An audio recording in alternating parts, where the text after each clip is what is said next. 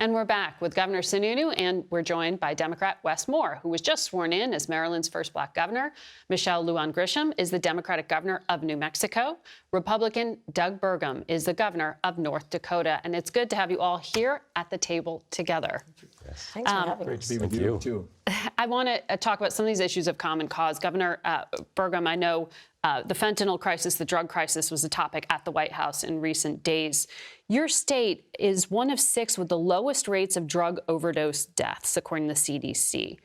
How is that possible when this is a national crisis?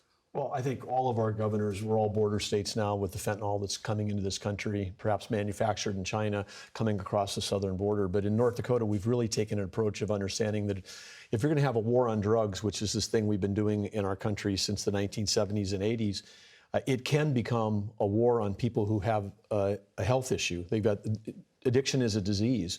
And so we want to be very tough on the people that are importing and distributing. But we also have to understand that if people have the disease of addiction, it's not a moral choice or a failure if they have the disease of addiction any more than it's a moral choice or a failure to have cancer or diabetes.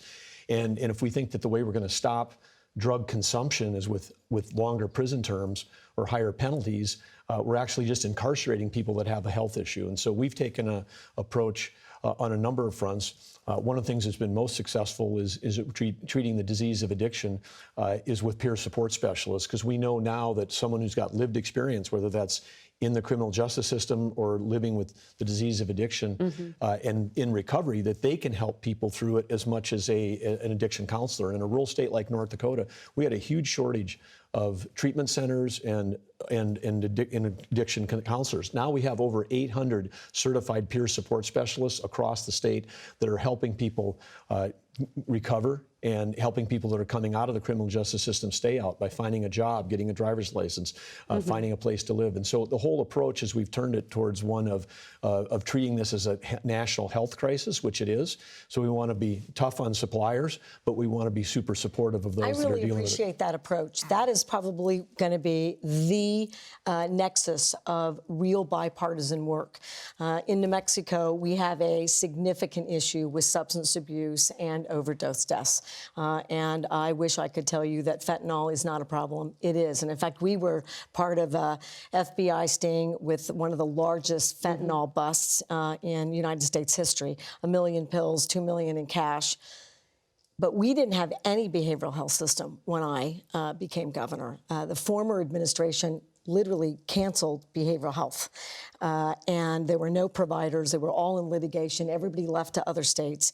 So now you have a crisis on top of a national building crisis that COVID did none of us any favors to really address. Evidence-based work about making sure that treatment is available is exactly how we're going to get ahead of this. So all of the upfront, so dealing with poverty and food security and jobs and workers and good education while we're treating folks who are currently dealing with this disease. And I think we can start to do that regionally with creative solutions that allow Medicaid to pay for services across states when it's behavioral health. And we've eliminated copays for behavioral health services. And this is something you're asking the federal government for help to do? You know, I didn't actually do that during that. It's a limited who can ask questions, and that sounds awful. We want to make sure that we're all benefiting by a topic matter that we can all take back with us and get a sense where the federal government is headed.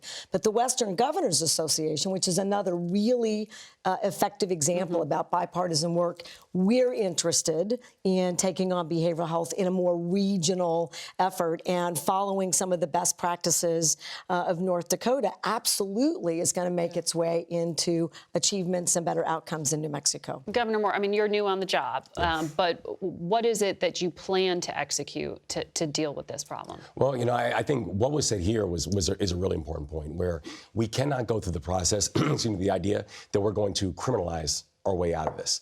And I think we've learned that throughout this process, that we're dealing with behavioral health and mental health. When you look at the proposed budget that we laid out. Our proposed budget makes historic increases of 39%, that's actually focusing exclusively on substance abuse disorders, on making sure that we're actually helping people when they're returning from incarceration, things like how are we dealing with elements of record expungement, job retraining, job reskilling, making sure there's a better reintegration with the family. But there has to be a larger holistic way in the way that we are dealing with this challenge, because it is true, we have spent 2 decades now dealing with a behavioral health challenge essentially by criminalizing it. And there are long-term consequences, economic consequences, societal consequences that I know in the state of Maryland that we are aggressively pushing on within the way our administration is looking at this work. We were looking at some of the research, and in Maryland, in one county, they've had to use Narcan on students 11 times in the past year. And you're actually putting this in the schools because this is so common? Because we have to.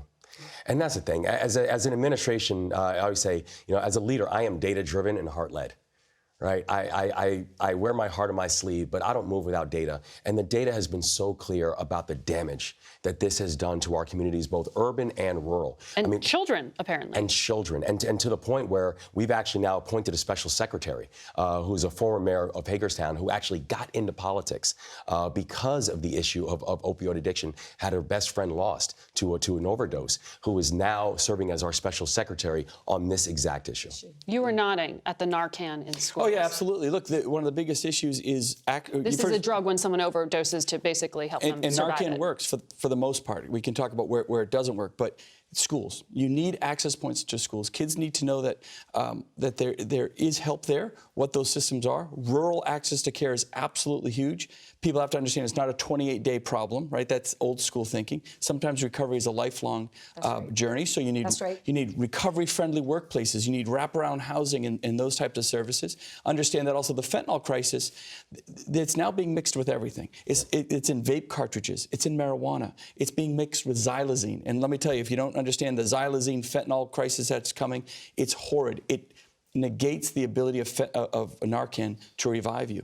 And it's so the mixing of everything, I call it a cartel-driven crisis now. It's no longer over-prescription. That's always part of it. But the cartels have such access, and they're basically creating their own markets. They're putting it in Adderall.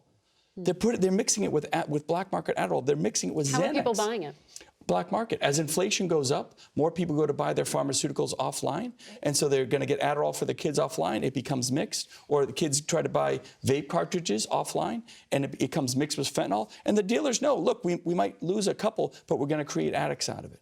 And so the crisis is the mixing, where we have so many folks that overdose that had no idea they were even doing fentanyl. But we need to be careful, in my view, that we don't do this paradigm, just shifting from one extreme to the other. Absolutely, organized crime and cartels, which are embedded in every state, have to be held accountable, and we all collectively, that's a federal and state-by-state issue. And you have asked the federal government for more FBI agents, I have. and they denied you that request. Well, Why? so far, I'm tenacious. I'm bet on me. I'm gonna get those agents. But to your point, if we were all using our National Guard, to some degree, we need them for our own state emergencies. But if we were doing drug interdiction work, then we're dealing with the bad guys and gals in this system, and we need to do that collectively.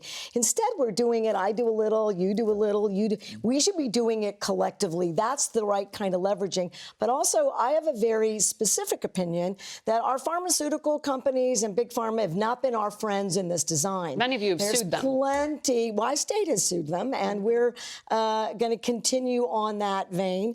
Everyone sees an opportunity, they take it. And our drug problem in this country is a mix of all of those things, not one. It's everything. And we need to hold everyone accountable. One thing that we've stopped even using the word overdose, because no one is making a choice to kill themselves, as Chris was saying. I mean, these people don't know what they're taking. And I know that we had 107,000 deaths, which are called overdose deaths, in 2021. The 2022 numbers aren't, but I think the numbers, when the feds release, it's going to be 130, 140. So we have an epidemic of just huge proportions like we've never had before. And you talked about FBI. One of the things that's happening across the western U.S. on all of the tribal lands, like the sovereign nations that we share geography with in North Dakota, is they don't have enough BI agents. The federal government, Federal forget agencies. FBI, so the Bureau of Indian Affairs that would be doing that drug interdiction, their staffing is way down. Organized crime is preying on those tribal communities, and that's where they're basing their operations out of. And you're seeing it in your tribes We're as well. seeing that too, yes. I want to, this is a huge topic, but I want to make sure I get to you on the issue of abortion, because of course the Supreme Court threw this back to state capitals in June when they overturned Roe versus Wade. Governor Burgum, the very last abortion provider in your state left after that Supreme Court decision. What has been the impact of that? Well, Of not having that care? Well, in the case of this case, because the last one was in Fargo, it moved about 400 yards. It's now in Minnesota. So the effect of people having access to care is really They not, leave. Well, they leave, but they're going 400 yards further east. And I think this is what will happen across our nation. It's now back in the hands of states. North Dakota has proven at the ballot box, the citizens voting. Our legislature very much is a pro-life with exception states. And so this is something that the state of North Dakota has been pursuing for a long time. But as Chris was talking about in the earlier segment, this is something that I think states can decide, and I think it ought to be decided at the state level. It's a long way for a lot of people to travel, though, if they're not in Fargo. No? I mean, what has been the impact in your state? We're seeing women all across America come to New Mexico, and it is a long way to travel. And what about aftercare? And what about your family? And what about the other potential family members, like other small children? It is catastrophic. This is where I think constitutional rights are a federal matter, making sure that wherever I live in this country, one country, that my constitutional rights, my bodily autonomy ought to be protected. And with all due respect for people who have who morally oppose my position on abortion, they don't have to seek that care. But women who need that care get limited or reduced or eliminated access, and women die all across this country. And we're going backward, and I could not disagree more with my good friend Doug about this being a state-to-state matter. I want to ask you on a very specific issue how you are planning to spin this forward, because abortion's legal in New Hampshire, Maryland, New Mexico. The majority of abortions provided in this country happen via pill these days. And there's a Texas court decision that is pending that might strike down FDA approval, as I understand it. Are you preparing? Are you stockpiling the drug? Are you planning at all? We are preparing, and I tell you, not only do I agree, I also think it's part of the reason why I think the Dobbs decision was so problematic. Right. And you know, on literally our first day, we released $3.5 million of previously unreleased funds to train abortion providers. I have said that as long as I'm the governor of the state of Maryland, that Maryland will be a safe haven for abortion rights. I believe abortion is health care. And also, we now have our Speaker of the House in the state of Maryland has just introduced legislation to actually add it to the Constitution, an adjustment to the Constitution that I'm in favor of. And so this is really about how are we coming up with multiple ways of preparing for this and ensuring that all women know that we believe that their health, their safety, and their security, and of the providers is something that should be guaranteed in the state of Maryland. Are you stockpiling the drug or no? We're not yet stockpiling the drug, but we're in preparation for that. But I think that stockpiling might be, if I can push back a little, the wrong question. Do we have enough of those drugs available in places, and each state's going to be a little different, but you can get those in our public health system. We're moving towards tribal nations providing access in any number of ways, including abortion, direct abortion care inside a clinic, in addition. And the chilling effect of not having these medications now routinely manufactured is they're used to treat men and women for other, like bleeding ulcers. We're going to have deaths unrelated because doctors are saying, in my state, I can't prescribe this. So this decision could have an even more chilling effect. So we're trying to figure out ways. Can we get a manufacturer? How much do we have? How long does it last? What are we doing about contraceptives and contraceptive care and sex education and school-based health centers? So all of the above approach, we're in. Governors, thank you very much for your time today. There's so much more to talk to you about. I enjoyed this. We'll be back in a moment.